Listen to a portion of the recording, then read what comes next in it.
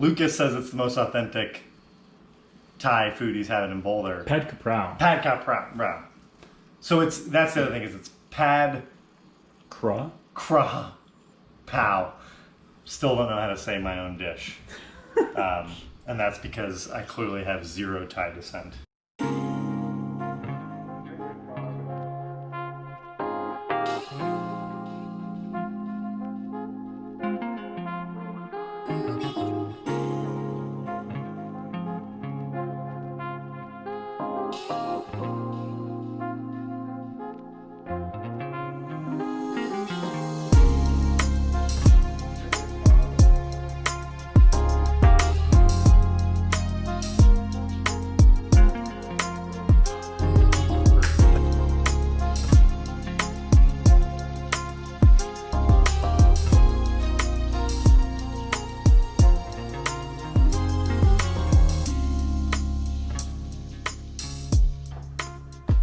Kitchen Riffin. Today we're going to be doing a dish that's been requested by at least one viewer. Who's that?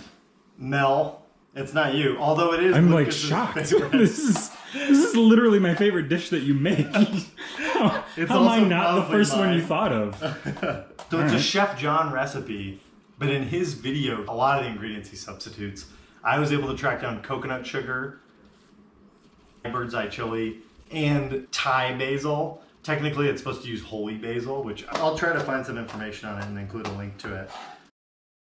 Here are these beauties. I'm gonna try to remember, it's good policy anyway, in these trying times, to not touch my face. So this comes together pretty quickly. Taking a wok, putting it on high heat. Letting that get up to temperature. In the meantime, I'm gonna take out my garlic press. So first we're gonna fry up our shallots and our garlic. The recipe I'm making, because I'm making it for quite a few people, is triple what the original recipe is. Shallots go in. I thought you had a Thai uncle. Do you not? Yeah, but we don't talk about him. So this, like our fried rice, like any stir fry, is gonna come together really quickly. So just have everything ready. What's that, garlic? That's garlic. Garlic, like salt, like pepper, is such a thing to taste. It's so personal. For reference, I'm using about 12 cloves, or I don't know. About I thought you were anti-clove measure. I'm throwing it in there just in case somebody wants the number of cloves, but absolutely don't go based on mine. But it's also good to know, if you don't cook with garlic a lot, I guess it's good to know kind of what amount of garlic is a ton of garlic. This is quite a bit of garlic, but it's for 8 people. So it's probably about 1.5 cloves per person. The shallots are sliced thinly and the garlic's pressed, so you really don't need a ton of time on that. So I'm gonna go, let me just make sure that I'm doing this in the right order. In the heat of the moment, I find. Did you just leave that on, or did you turn off the heat? No, I left it on. I'm just checking. Ooh. Real quick. That's why they call him the bad boy. I live dangerously. See? He actually puts it in the chicken before, but doesn't really matter. If you're cooking it for like 3 or 4 people, use a pound. I'm using a little over 3.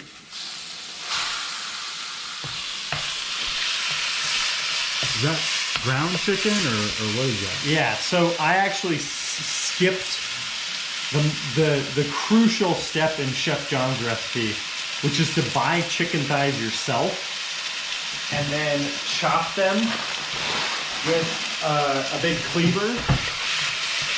Especially since I was cooking for a lot of people, I could not be bothered to do that. So I called the grocery store and asked them if they could grind some chicken thighs. This is gonna take a while. What kind of heat you're looking at here? Like high? Yeah. So while that's working, we can make our sauce. Which starts with chicken broth, soy sauce, fish sauce, And then oyster sauce. I don't measure this out really. I'm looking for 3 tablespoons. That looks good. The reason I don't measure that out is because it's so thick. Anything like this, like molasses, or anything with thick consistency will stick. Peanut butters like this will stick to your measuring spoon. So I just end up eyeballing it. Surprise, surprise. Thick with 2 C's? Thick with 2 C's, indeed. The last thing that we need to throw in here is coconut sugar. If all you have is white sugar or brown sugar, I typically make this with just white sugar and maybe a little bit of molasses if I have it on hand. Huh. Finding your ingredients is important. Can't you tell this is a professional? He's gone. I'm looking for that. What are you looking for? Talent has left the set. Maybe this is pulling the curtain back a little too much, eh? Here it is. Coconut sugar. Yeah. Whisk that up. For the record, by the way, I asked the guy at the butcher shop for a coarse grind, and this is perfect. So you can see the consistency. There's like pretty big chunks. You know, it's not ground like you'd see ground beef typically, where it's like a mush. Oftentimes, you know, if all you have is the regular ground chicken that's a mush, it's still gonna be really good. Here's how I like cutting up basil. Getting as many of these leaves as you can, and in a stack. See that? Mm-hmm. And then try to kind of Russian doll it so the smaller ones are on the top. And then curl it up. And it's okay if it's not like a perfect circle or a perfect round. And then slice it like that.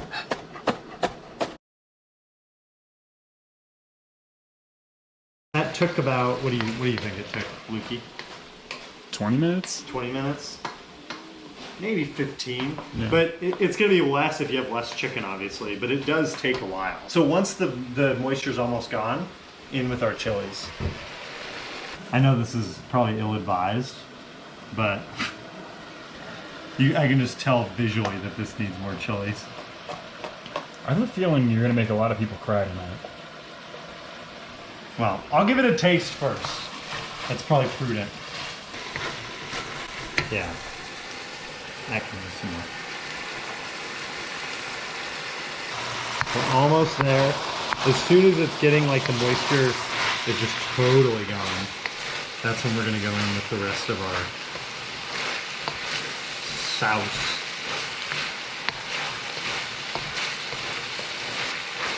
And you made a lot of basil. Is it possible to add too much basil?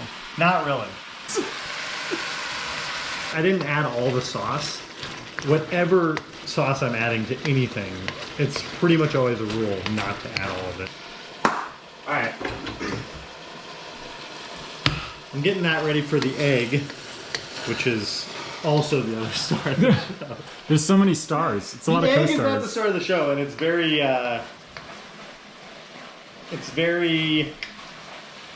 what's the word I'm looking for? Optional. It gives you optionality. That's a business speak word that my father loves. So that's for you, Pops. I'm gonna add a little bit more.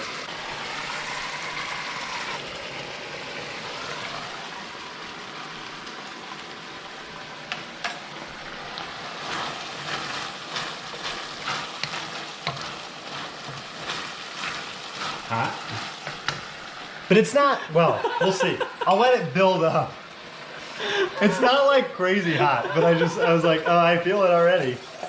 And these Just one bite. These chilies can creep up on you too, so you gotta be careful. But what I find, what I love about Thai heat in general, is that it's a really flavorful heat. It makes you sweat, but in a beautiful way. So I think we're ready to take this, not off heat, but lower it quite a bit. In with that basil. Beautiful. It's enough that it just covers the chicken.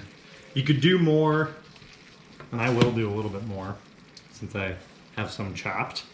But that's what you want there.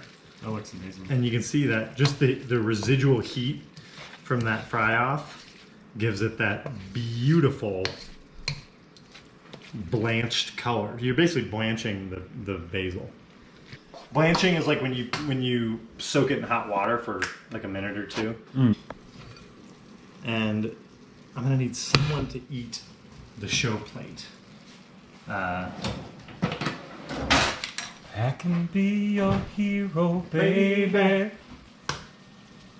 I will eat your show. Stay solid for me, thank you, baby.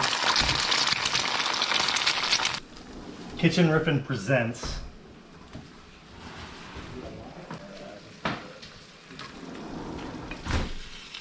Pad Kra Pao.